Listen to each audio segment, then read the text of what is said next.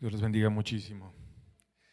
El día de hoy vamos a continuar nuestro ciclo sobre los libros de los profetas y vamos a estudiar en especial el libro de Oseas, que creo que nos va a revelar bastante el amor de Dios y el sentimiento de Dios ante la situación del ser humano.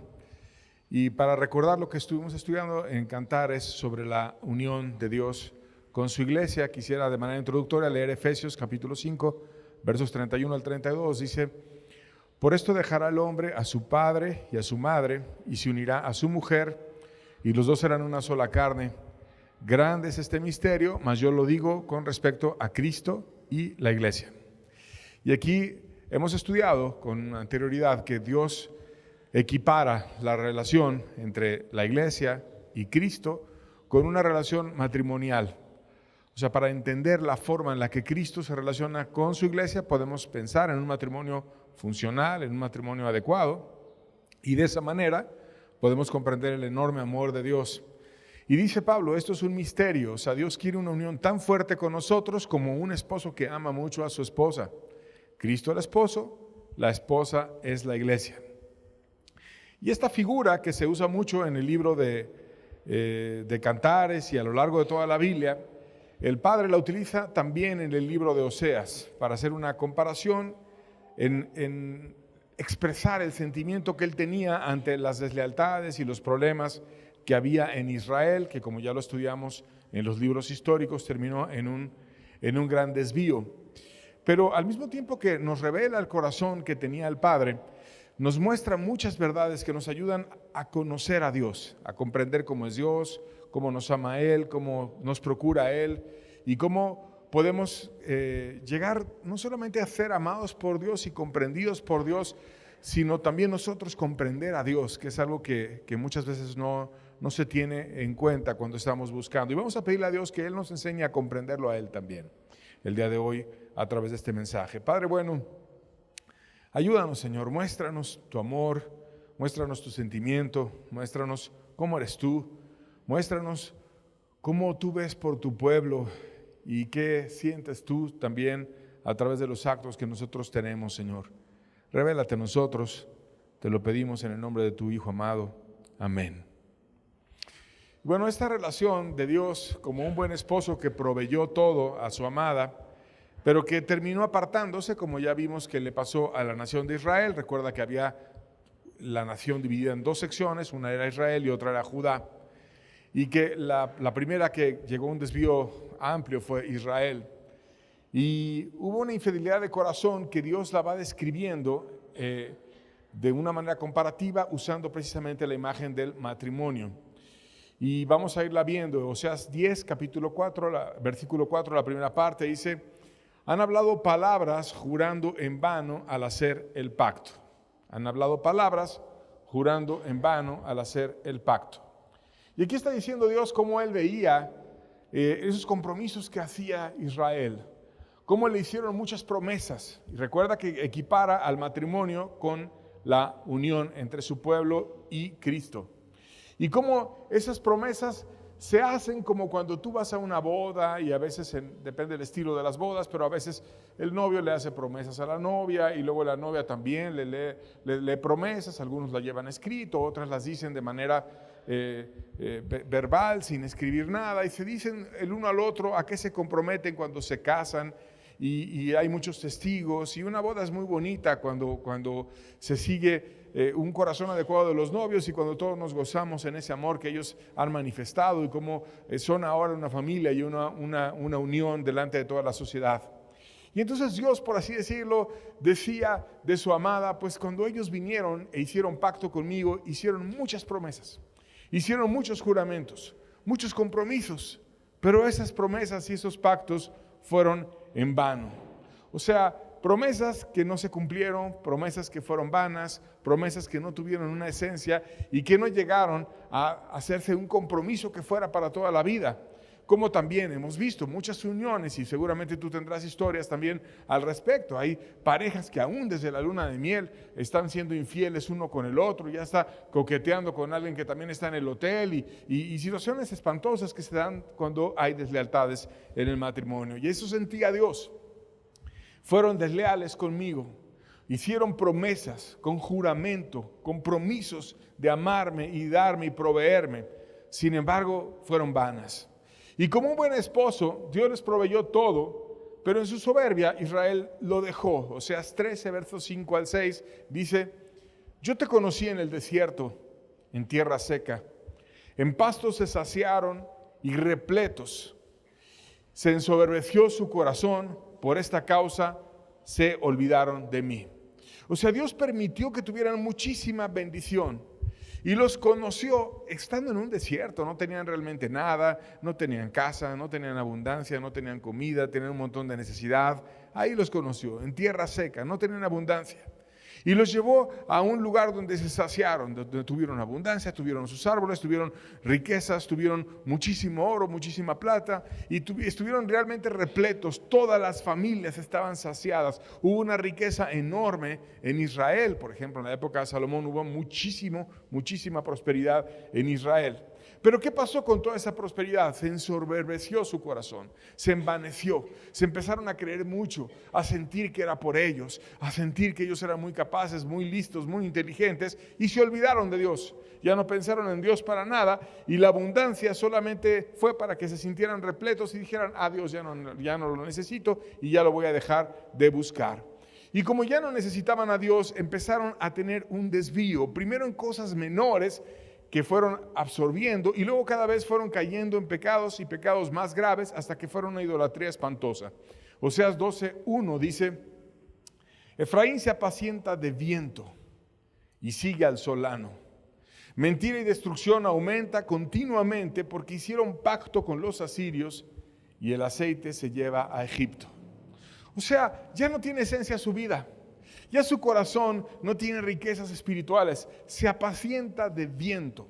El viento pues está vacío, no tiene esencia, tiene movimiento y a veces lo sientes, pero no te nutre. Entonces eso que ellos estaban escogiendo para sus almas era algo hueco, algo vacío, algo que no tenía esencia, como si fuera viento. Y tenían muchas reuniones, tenían muchas búsquedas religiosas, muchas, así dice Jehová, muchos cantos, muchas cosas. Pero decía Dios: todo eso es vano, todo eso es religioso. Yo ya no estoy ahí, me dejaron a mí y ya no hay una espiritualidad real, no hay consuelo en sus corazones, no hay bendición, no hay gracia, no hay poder, no hay nada. Siguen al solano, que es un viento que sopla hacia donde nace el sol, que viene a ser cálido y sofocante, y soplaba hacia de donde venía el juicio, que era de Asiria. Y entonces cada vez con esas cuestiones huecas que ellos van buscando, se están acercando más al juicio. Y de esos asirios y también de los egipcios iban tomando ídolos, ideas, iban absorbiendo cuestiones culturales e iban absorbiendo sus creencias, sus cuestiones idolátricas, e iban dejando a Dios, se iban envaneciendo, iban enfriándose e iban cayendo cada vez más en la idolatría. Aún los medios que Dios les había dado para ser prósperos, los corrompieron para esa idolatría en la cual estaban cayendo. Oseas 10, verso 1 dice: Israel es una frondosa viña que da abundante fruto. ¿Para quién era ese fruto? Para sí mismo. Conforme a la abundancia de su fruto multiplicó también los altares, conforme a la bondad de su tierra aumentaron sus ídolos. Es una viña muy frondosa. Dios les dio mucha riqueza, mucha bendición, y daba mucho fruto. ¿Para quién? Para sí mismo. Entonces empezaron a ser ególatras, egoístas, solamente querían para ellos, consumir. Y empezaron a multiplicar sus altares porque tenían muchas riquezas. Y adoraban al Dios de tal, al Dios de esto, al Dios de la tierra, al Dios del trueno, al Dios de acá, al Dios de allá. Y hacían un altar para un Dios y para otro Dios y para otro Dios. Y con toda la bondad de la tierra que Dios les había dado, el Dios del cielo, el único Dios, ahora ellos iban y hacían altares paganos para cualquier otro Dios, que a veces les pedía cosas horribles, como llegar a ofrecer a sus hijos en sacrificio. Y el problema es que el corazón estaba desviado. El problema es que empezaban a buscar quien les solapara aquello que traían en su corazón, y no tenían ninguna piedad, sino antes estaban multiplicando cada vez más sus desvíos. Dios los siguió amando y proveyendo y seduciendo, Pero ningún intento apartaba sus decisiones firmes de traicionarlo. Oseas 11, versos 2 al 4, dice: cuanto más yo los llamaba, tanto más se alejaban de mí. A los Baales sacrificaban y a los ídolos ofrecían sahumerios. Yo con todo esto enseñaba a andar como el mismo Efraín, tomándole de los brazos, y no conoció que yo le cuidaba. Con cuerdas humanas los atraje y con cuerdas de amor. Y fui para ellos como los que alzan el yugo de sobre la cerviz, y puse delante de ellos la comida. O sea, Dios los amaba muchísimo. Y entre más los amaban, más se alejaban. Como cuando un padre está amando mucho a un hijo que es ingrato y viene y le regala un carro, le da bendición, le da dinero para que se divierta con sus amigos, lo apoya, lo ayuda, y con ese dinero nada más va y se pone a insultar a su padre en los bares, o a su madre, o a su familia, y va y estrella el carro, y todo lo echa a perder con mucha ingratitud, con mucha indiferencia hacia el amor de su padre o de su madre. Ellos iban y usaban todas esas riquezas para sacrificar a los Baales. Y él los había cuidado desde niño. Dice, tomé a Efraín desde los brazos. Como cuando un padre le va enseñando a su hijo para que camine y lo va tomando de la mano por si se tropieza. Así Dios lo iba llevando desde pequeño a Israel, y en especial menciona a Efraín, que era quien normalmente dirigía a las otras tribus. De hecho, grandes hombres, como por ejemplo Josué, se levantaron de la tribu de Efraín y llevaron a los demás a libertad. Y además dice, yo les atraje con cuerdas humanas, con palabras de personas, por ejemplo Oseas, que venían y los persuadían de que buscaran a Dios. Pero no solamente cuerdas humanas, sino también cuerdas de amor. O sea, cuerdas de amor que Dios ponía, los atraía, los tentaba a buscarlo a Él. Le decía con el Espíritu a cada uno: te amo.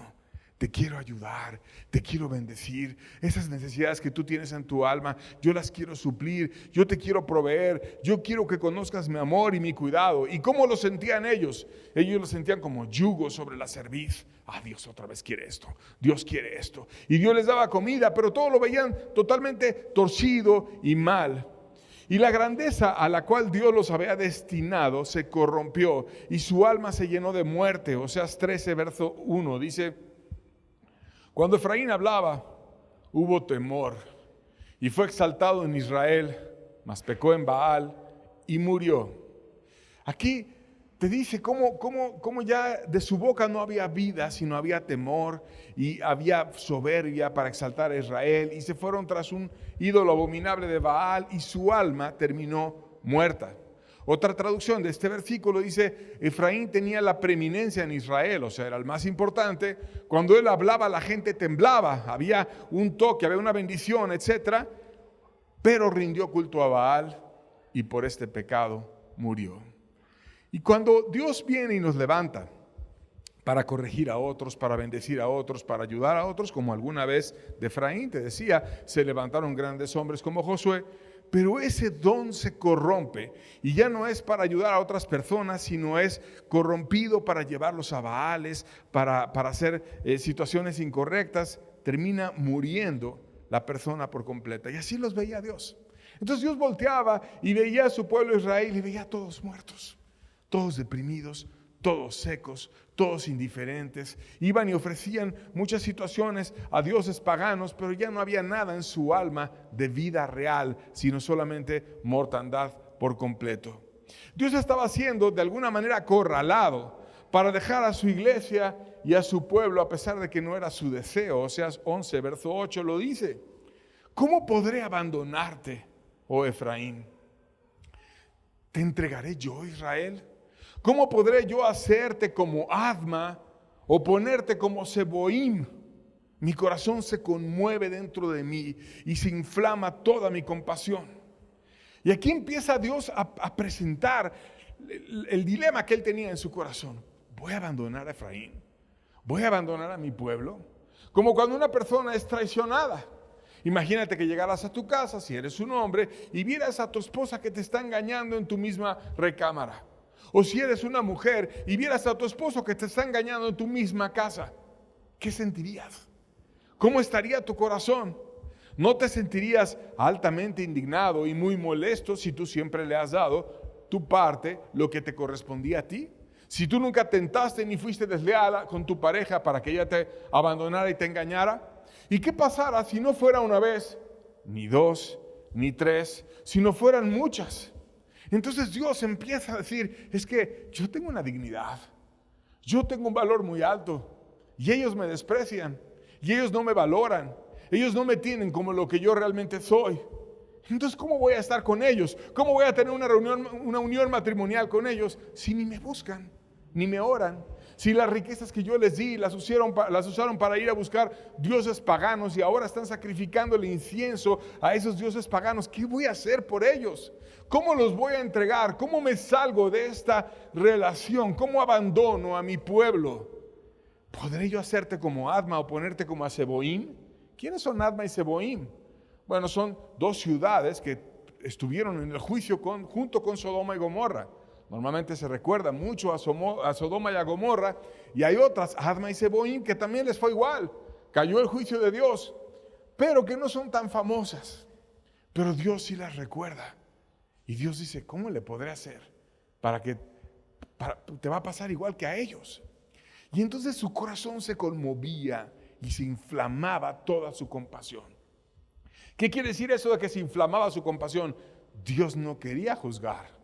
Dios quería tener compasión. Dios quería ayudar. Dios quería perdonar. Dios quería extender su mano. Dios quería sanar sus heridas. Dios quería sanarlos de la idolatría y que escaparan del pecado y que estuvieran en su regazo y en su protección.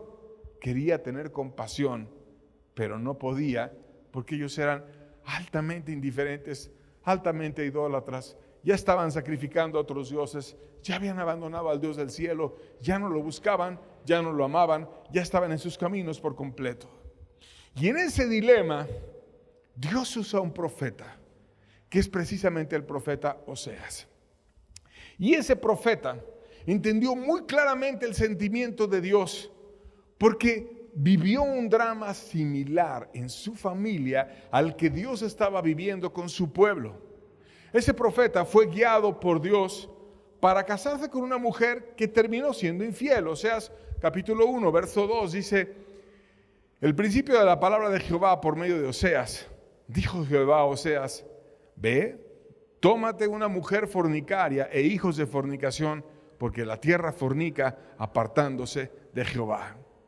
Y este es uno de los versículos más controversiales de la Biblia y hay todo tipo de teorías a este respecto.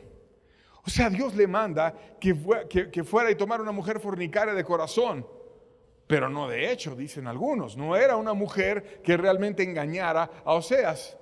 Sin embargo, cuando tú estudias la Biblia, dice que lo engañaban. Era una mujer adúltera, era una mujer altamente engañosa y que no concuerda un concepto de que fuera un engaño, de que ella estuviera en idolatría o de que estuviera en fidelidad a su esposo, pero en un engaño de corazón.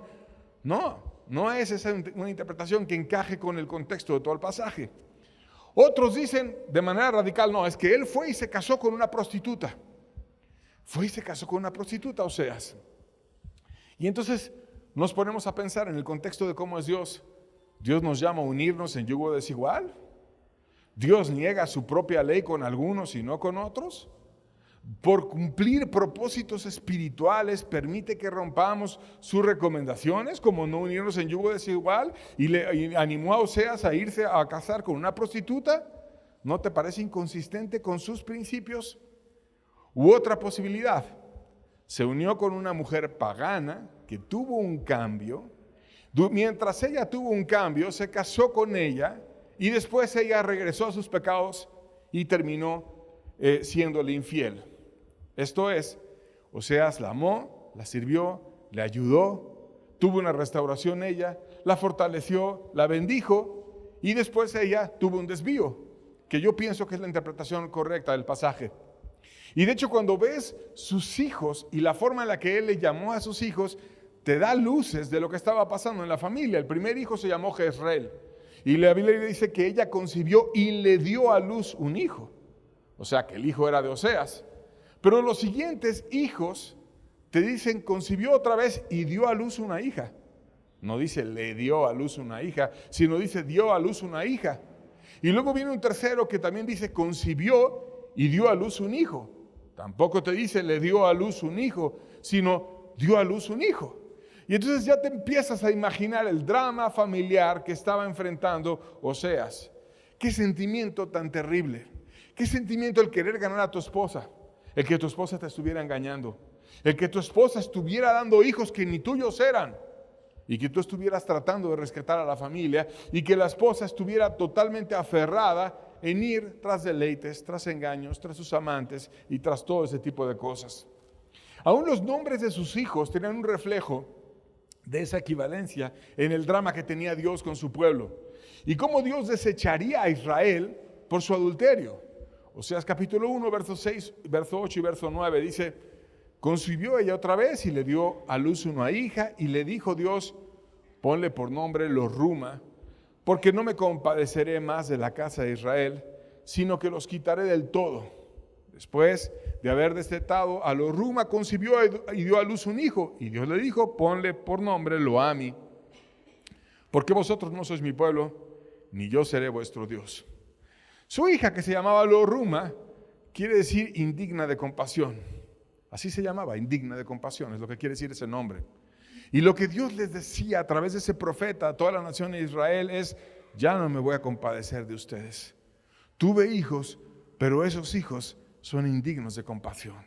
Porque ellos decían: nosotros venimos de Moisés, nosotros venimos de Josué, nosotros venimos de los grandes hombres, y estuvo Aarón entre nosotros, y tenemos mucha historia, y muchas, sí, ustedes son hijos de aquellos, pero ya son hijos indignos de compasión. No han seguido los caminos de sus padres, no han obedecido y no me aman, y por lo tanto yo no voy a tener compasión de ustedes. Y su hijo Lo-Ami, que quiere decir pueblo ajeno, eso quiere decir Lo-Ami, pueblo ajeno. O sea, ustedes ya no son mi pueblo, ustedes son otro pueblo, un pueblo ajeno. Nosotros estamos divorciados, nosotros estamos separados. Gomer, que era la esposa de Oseas, optó por la infidelidad, y Oseas, a través de sus hijos, la buscó reconvenir, advirtiéndole que la dejaría. Oseas 2, versos 2 al 3, dice: contended con vuestra madre, contended, porque ella no es mi mujer, ni yo su marido. Aparte pues sus fornicaciones de su rostro y sus adulterios de entre sus pechos. No sea que yo la despoje y desnude y la ponga como el día que nació, la haga como desierto y la deje como tierra seca y la mate de sed. Que no quiere decir que la fuera a torturar o algo así, sino quiere decir que la voy a dejar. Ya no le voy a proveer, ya no voy a estar con ella, porque va y se entrega a muchos amantes y es una adúltera, y ya no voy a poder ver por ella como he visto, dado que me engaña por todos lados. Y cuando él le dice a sus hijos contiendan con su madre, está reflejando muchas cosas en el drama familiar. Está reflejando que habían pasado muchos años porque ya no eran niños y porque ahora ellos podían ir a redarguir a la madre. Está reflejando que había una necedad increíble en ella. Está reflejando que ella no escuchaba a Oseas, y entonces Oseas ahora busca quien redarguya a la mujer. Y los hijos ya tenían un juicio, una manera de interpretar, una manera de juzgar, y ellos iban a ir a hablar con su madre porque la madre no entendía nada, ya estaba en una dureza espantosa. Le dicen: oye mamá, te van a dejar, te va a dejar Oseas, y te va a no amparar como alguna vez estuviste en pobreza, en necesidad, así te va a dejar, ya no te va a estar apoyando, ya no va a estar trabajando para ti.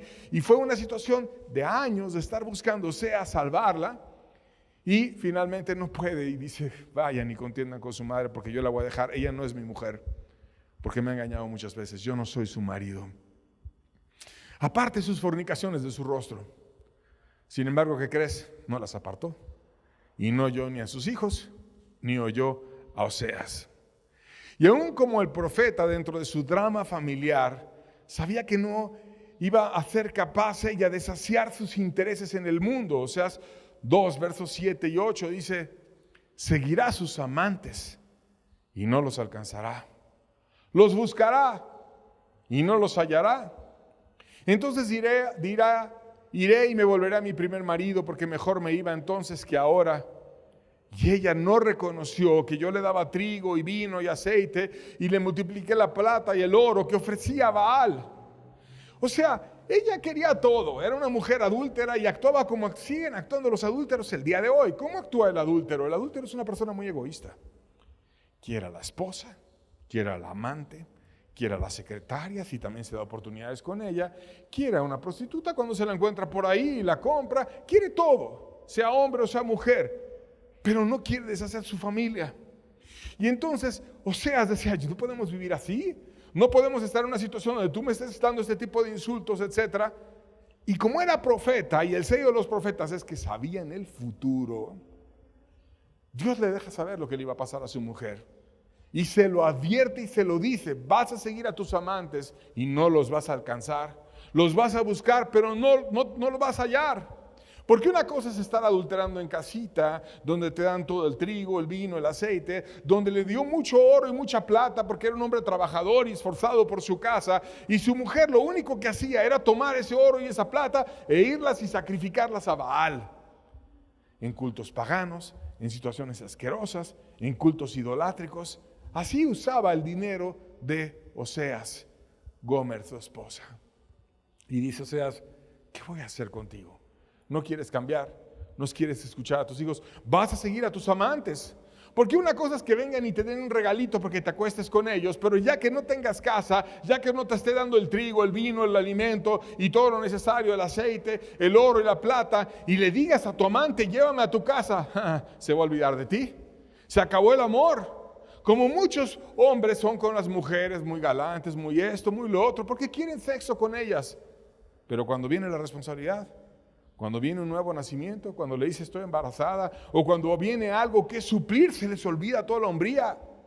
Y no ven por ella, ni por el niño, ni por nada. Y entonces, no, bueno, y si lo abortamos, o si hacemos esto, ¿cómo le vamos a hacer? O no sé. O a veces simplemente desaparecen. Y esa es la historia de muchas personas. O sea, sabía, no le va a salir bien. Ellos son paganos, ellos no la aman, ellos solamente la quieren usar sexualmente, pero no le quieren proveer y no le quieren amar. Y ese era el drama de Dios, y ese era el drama de Oseas, que podía entender a Dios por la situación familiar que él mismo sufría y que él mismo vivía. Volvamos a ver los ojos de Dios. Dios desechó a Israel como Oseas a su esposa infiel. Dios los tomó por culpables y no aceptó su búsqueda religiosa porque no era sincera. Oseas 10, versos 2 al 4 dice, está dividido su corazón. Ahora serán hallados culpables. Jehová demolerá sus altares, destruirá sus ídolos. Seguramente dirán ahora, no tenemos rey porque no temimos a Jehová. ¿Y qué haría el rey por nosotros? Han hablado palabras jurando en vano el hacer el pacto. Por tanto el juicio florecerá como ajenjo en los surcos del campo. Dios no acepta corazones divididos. Dios no acepta que le amemos en parte, porque Él nos amó por completo. Porque el Padre nos amó tantísimo que dio lo más valioso del universo, que es Jesucristo. No hay nadie más excelso, nadie más importante, nadie más grande que Cristo en el universo entero. Él es el principio y Él es el fin. Él es el autor de la creación. Él estaba desde el principio ahí creando absolutamente todo, y sin Él nada de lo que ha sido hecho fue hecho. Y Él no vino solamente a crear, sino a dar su vida por la creación. Y de tal manera amó Dios al mundo, a todo el mundo, que dio a su Hijo unigénito, para que todo aquel que en Él cree no se pierda, mas tenga vida eterna. Qué amor tan grande del Padre, que lo más grande que había en el universo lo dio por ti, para que tuvieras una oportunidad, para que pudieras tú amar al Padre, para que dijeras cómo me amó el Padre, que me dio a alguien tan grande como Cristo. Nadie te ha amado como Cristo te ha amado. Nadie te ha amado como el Padre te ha amado. Nadie ha sido tan paciente contigo como el Espíritu lo ha sido, hablando una y otra vez estas verdades contigo. ¿Qué merece Dios? Después de todo su amor, ¿qué merece Dios? Dios merece que le amemos como Él nos amó. Dios merece que nos demos por completo como Él dio lo más valioso que Él tenía por completo por nosotros. Dios merece tu vida como Él dio la vida misma. En Él estaba la vida, y la vida era la luz de los hombres. Él es el camino, la verdad y la vida, y Él vino a morir por nosotros. Pero ¿qué veía en su pueblo?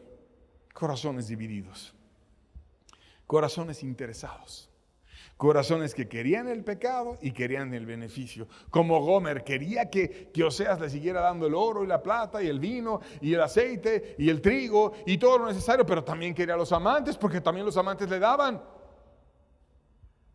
Así el pecador. Quiere que Dios le dé la vida, que Dios le dé el consuelo, que Dios le dé cuando está en una angustia, pero también quiere el pecado, quiere la lujuria, quiere la borrachera, quiere drogarse, quiere fornicar, quiere adulterar, quiere ser iracundo, quiere ser ladrón, no quiere trabajar. Está dividido su corazón. Ahora serán hallados culpables. En pocas palabras los voy a dejar. ¿Y qué es lo que les va a pasar? Decía el pasaje, florecerá como ajenjo. O sea, va a haber un montón de hierbas amargas en su alma, que ese es el ajenjo. Y después la gente cuando Dios los deja, ¿qué hay? Amargura, frustración, quejas, situaciones que está el alma toda necesitada, toda quejosa, toda herida, porque dejaron a Dios y Dios los dejó a ellos. ¿Qué más les pasaría? Serían llevados a Siria y con facilidad serían juzgados. Oseas 10, versos 5 al 7, dice: por las becerras de Betabén serán atemorizados los moradores de Samaria, porque su pueblo lamerá a causa del becerro y sus sacerdotes que en él se regocijan por su gloria, la cual será disipada. Aún será llevado él a Siria como presente al rey Jareb. Efraín será avergonzado e Israel se avergonzará de su consejo. De Samaria fue cortado su rey como espuma sobre la superficie de las aguas. O sea, fueron movidos como la espuma del agua. ¿Cuánto te cuesta quitar la espuma del agua? La tomas con la mano y la quitas rapidísimo. Inflados, sin fruto y con rapidez caerían. Todo va a cambiar, es lo que te está diciendo el pasaje. Tenían gloria, ahora va a haber vergüenza. Tenían rey, pero ahora su rey va a ser cambiado por un rey pagano, el asirio, y va a terminar cortándolos. Tenían paz, pero ahora iban a tener temor. Tenían su deseo en los ídolos, creyendo que con los ídolos les iba a ir mejor, pero ahora van a lamentar el haber confiado en los ídolos y no confiar en Dios. Serán removidos con mucha facilidad, como el que mueve un poquito de espuma del agua, porque Dios es todopoderoso y en el momento que quiera levanta su juicio con una nación, un continente o con toda la tierra, porque no hay nada que Él no pueda hacer. Y dice, van a terminar avergonzándose cuando ya sea muy tarde y estén juzgados y el juicio esté encima de ellos. Oseas 18 dice, y los lugares altos de Avén serán destruidos, o sea, toda su idolatría será destruida. El pecado de Israel crecerá sobre sus altares, espinos y cardos. O sea, en todos esos lugares idolátricos ya no iba a haber nada. Iban a ser ruinas llenas de espinos, de cardos. No iba a haber quien adorar ahí. Y dirán a los montes, cubridnos. Y a los collados, caed sobre nosotros. Sus ídolos iban a ser reliquias y se iban a podrir. Y ellos iban a acabar descubriendo la incapacidad de los ídolos de ayudarles en todo. Y cómo ellos pusieron a Dios a cambio de los ídolos que no les dieron absolutamente nada. A final de cuentas iban a caer en humildad, un grupo de ellos que abrieran sus ojos, porque muchos iban a caer muertos en la guerra contra Siria. Y en esa humildad iban a decir, decid a los montes cubrirnos y a los collados caed sobre nosotros. O sea, me siento tan avergonzado que quisiera que una montaña me cayera encima. Quisiera que un collado estuviera encima, porque no tengo manera de presentarle cara a Dios del cielo, porque Él vino y me proveyó y me dio, y yo lo cambié por un ídolo que no servía absolutamente de nada. O sea, iba a haber un remanente, iba a haber un grupo que quedara con vida después de ese juicio tan terrible, y ese remanente iba a tomar una actitud humilde. Volvemos ahora dejando esa situación de Dios y volteamos los ojos a Oseas de nuevo. Oseas, a pesar de que dejó a su esposa, la abandonó porque no se quiso arrepentir, porque no quiso volverse a Dios. Increíblemente, cuando ella estaba totalmente degradada, con hambre, y cuando aún había sido vendida como esclava, O sea, ¿qué no habrá hecho la mujer en ese materialismo absurdo y malgastando el dinero y las riquezas que Dios le dio a través de Oseas? Y aún lo poco que pudo haber recibido de sus amantes, que terminó ella misma vendiéndose como esclava.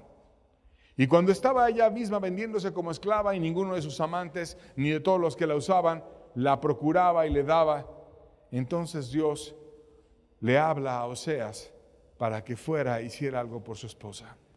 Oseas capítulo 3, versos 1 al 3 dice: me dijo otra vez Jehová, ve, ama a una mujer amada de su compañero, aunque adúltera, como el amor de Jehová para con los hijos de Israel, los cuales miran a dioses ajenos y aman tortas de pasas. La compré entonces para mí por 15 siclos de plata y 1 homer y medio de cebada. Y le dije, tú serás mía durante muchos días y no fornicarás, ni tomarás otro varón. Lo mismo haré yo contigo. Todo lo que le pidió fue fidelidad. Fue y compró a su esposa en una venta de esclavos a una mujer amada de su compañero. ¿Quién era el compañero de ella? Oseas.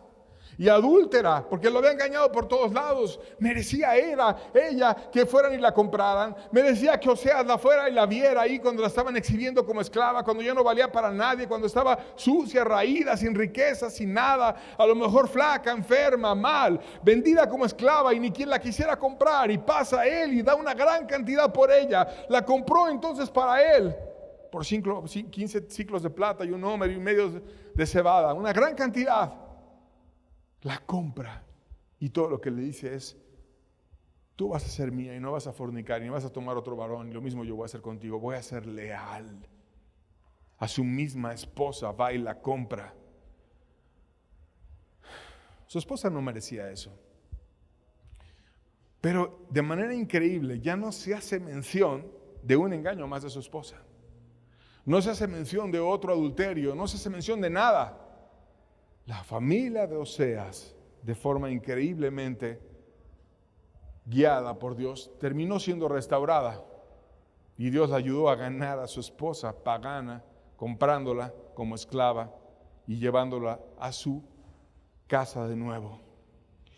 Y entonces Dios usa a Oseas para explicar lo que le iba a pasar a esa parte del remanente que todavía se podía rescatar de la nación que Dios también había despedido, como Oseas había despedido a su esposa.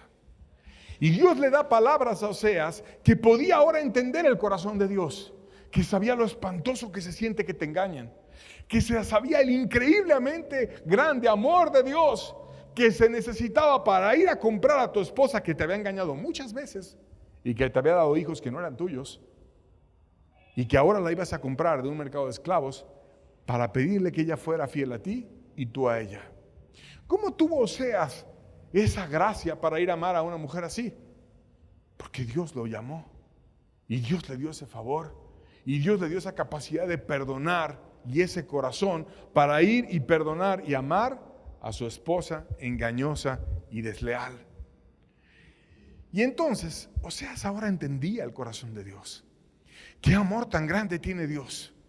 Que aún Dios al pecador le habla y lo trata de regresar a su regazo cuando ha sido tan duro y tan necio y tan adúltero que ha caído en juicios.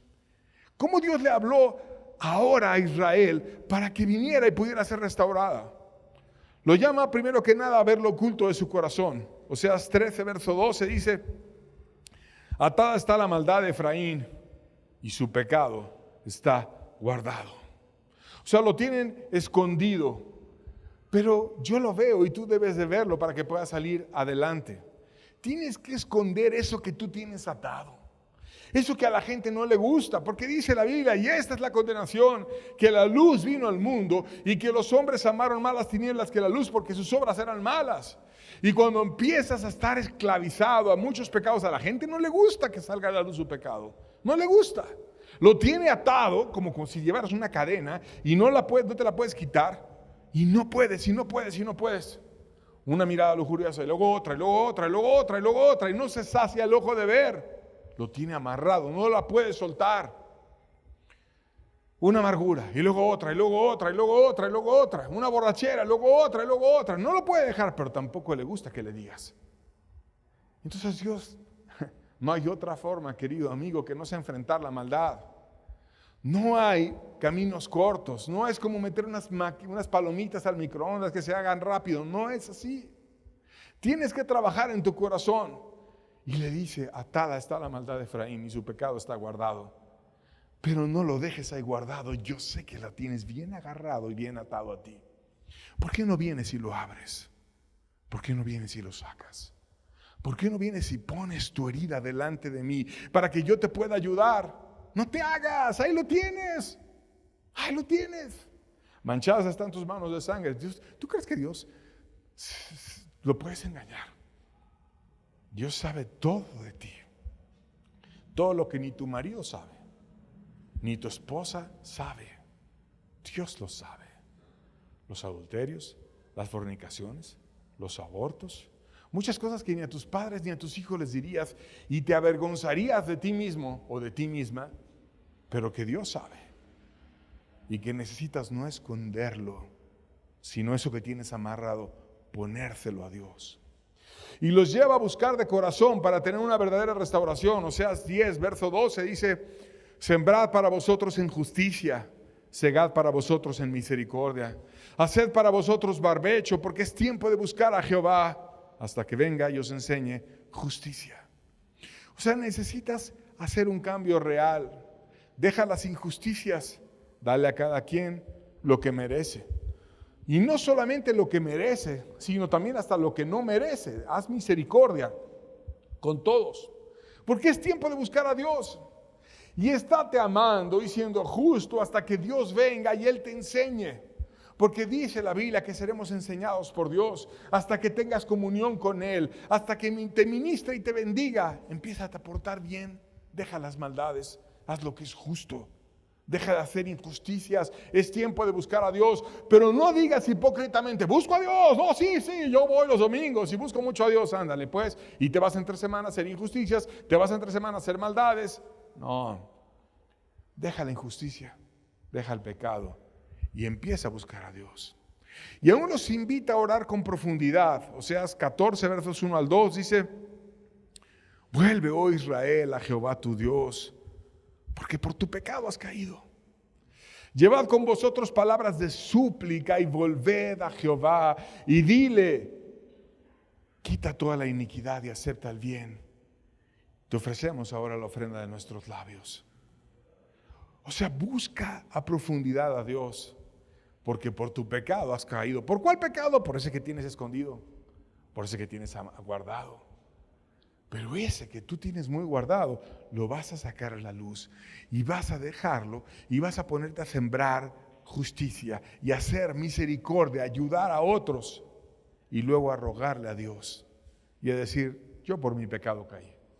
Por ese pecado que tenía muy guardado, ahora no lo vas a guardar, ahora lo vas a sacar, ahora lo vas a enseñar, ahora vas a dejar todo expuesto, tu alma abierta ante Dios, tu alma desnuda, no cubriéndote hipócritamente, sino tu alma desnuda. Y vas a cambiar tu indiferencia por súplica y vas a volverte a Dios y a darle ofrenda de labios, amarlo con tus labios, amarlo con palabras. Aún dice que iban a cambiar por completo, dejando el pecado. En el caso de Israel era la idolatría.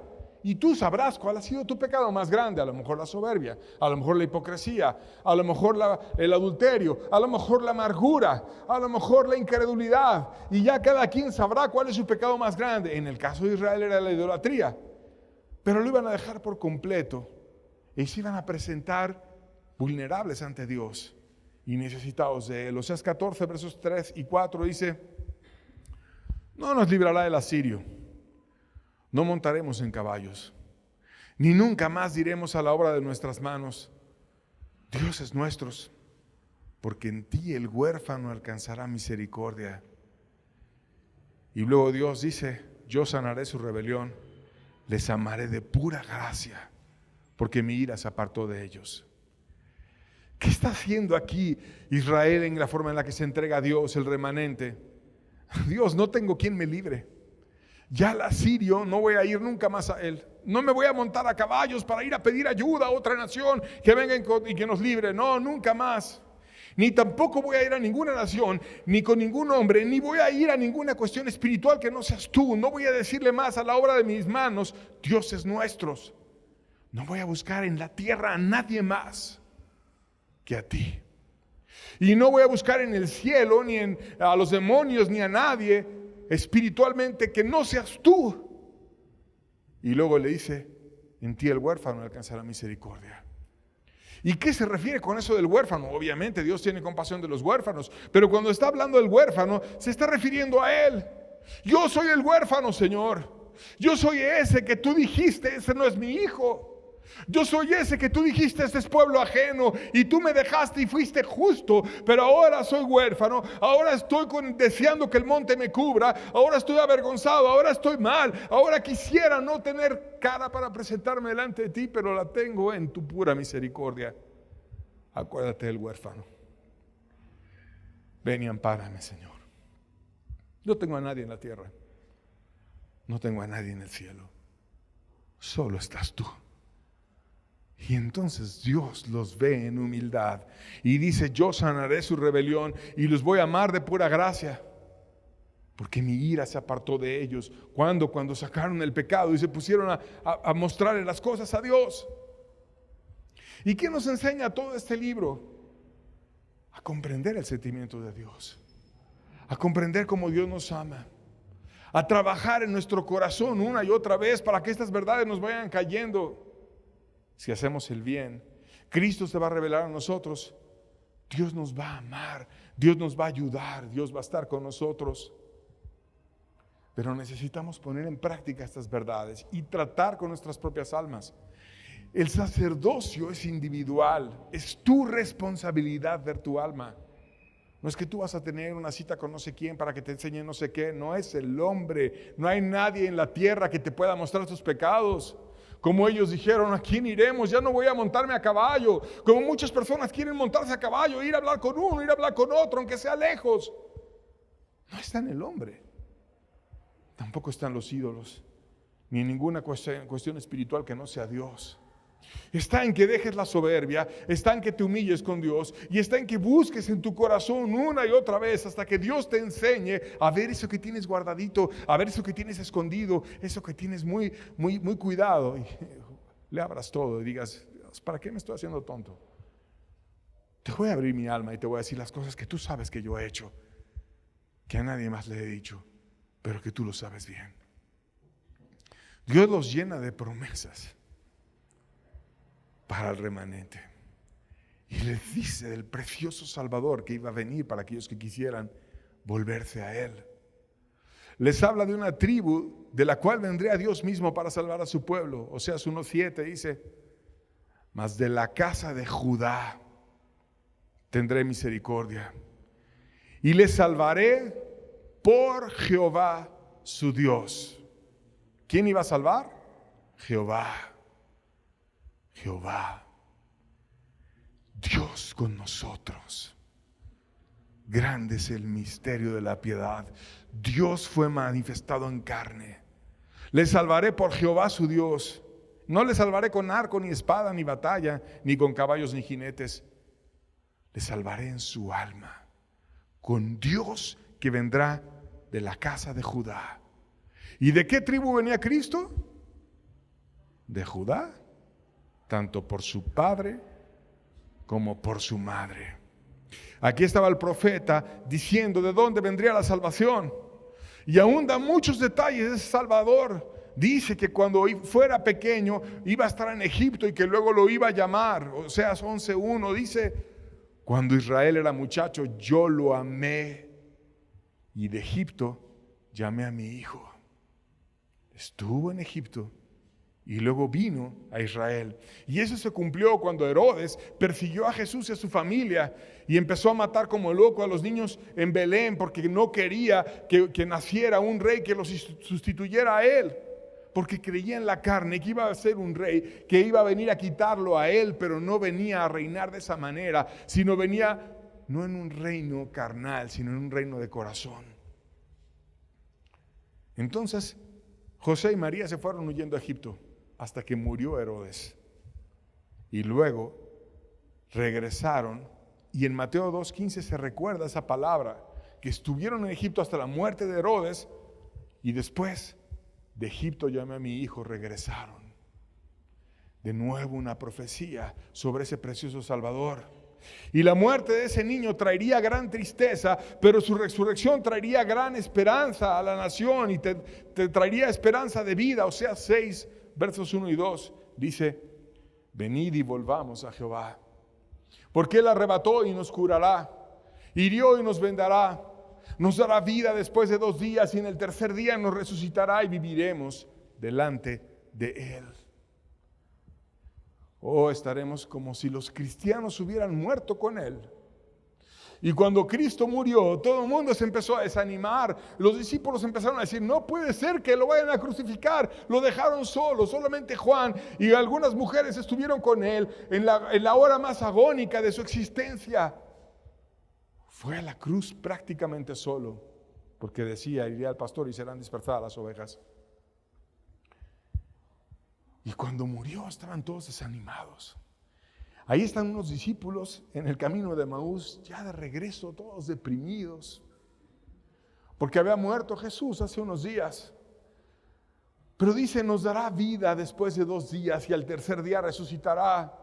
Y cuando ellos iban todos deprimidos de regreso, nosotros creíamos que era un gran profeta.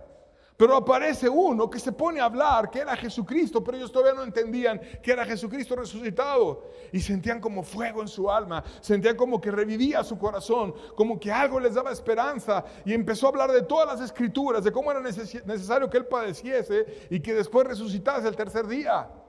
Y quizás Cristo mismo les enseñó esta escritura que hoy estamos leyendo, que al tercer día iba a resucitar. Y entonces al verlo resucitado, eso es el camino de Emaús, que iban ya de regreso a sus casas, deprimidos, no se fueron a sus casas, regresaron a Jerusalén y contaron: hemos visto al Maestro resucitado. Porque hay esperanza, porque hay vida, porque Cristo es real. Y esa resurrección iba a ser tan poderosa que nos iba a redimir de la muerte y de la perdición. Oseas 13, verso 14 dice: de la mano del Seol, el Seol es el lugar de los muertos, los redimiré, los libraré de la muerte.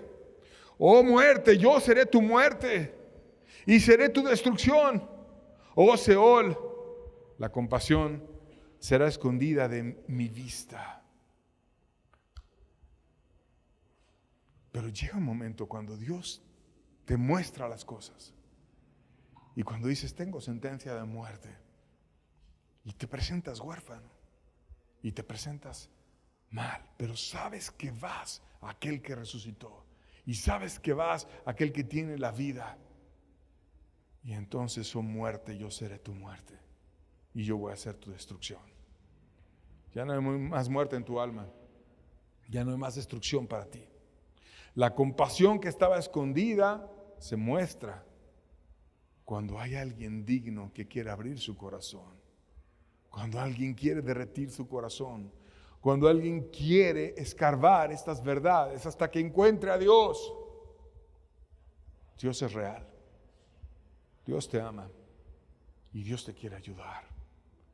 Y concluyo con una invitación que da este libro de Oseas para que meditemos en estas verdades y para que las pongamos en nuestro corazón con toda profundidad. Oseas 14:9 dice: ¿quién es sabio para que entienda esto?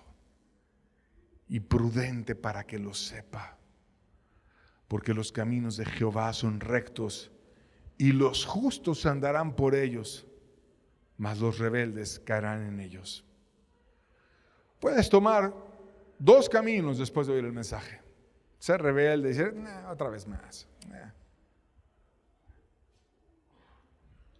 O decir: voy a traer la justicia en mi corazón y en mi vida. Voy a hacerme sabio para entender esto. Voy a ser prudente. Si lo entendí, lo voy a vivir. Y voy a buscar a Dios. Y me voy a restaurar. Y voy a hacer lo que tenga que hacer para que encuentre su perdón, porque Él me lo quiere dar. Y porque me ama tanto, que me enseña el tremendo amor de Dios por mi vida, como el que alguna vez tuvo Oseas por esa mujer esclava, que fue y compró de nuevo. Y así como a Oseas le costó mucho, imagínate qué humillación ir a comprar a tu mujer que ya todo el mundo había usado y demás, cuántas murmuraciones, cuántas cosas no se dijeron contra Oseas. Pero fue, la compró, la amó, la recibió. Así Dios te quiere amar. Así Dios te compró a ti. ¿Quieres oír su voz? ¿Quieres volverte a Él? Deja la cobardía, deja el engaño, deja el pecado que sea tu preferido y vuélvete a Dios hasta que venga y te enseñe justicia y andes por sus caminos. Con eso terminamos. Vayamos a vivir la palabra. Tenemos muchas promesas porque Dios es muy bueno. Dios les bendiga mucho. Estamos despedidos. Que tengan buena tarde.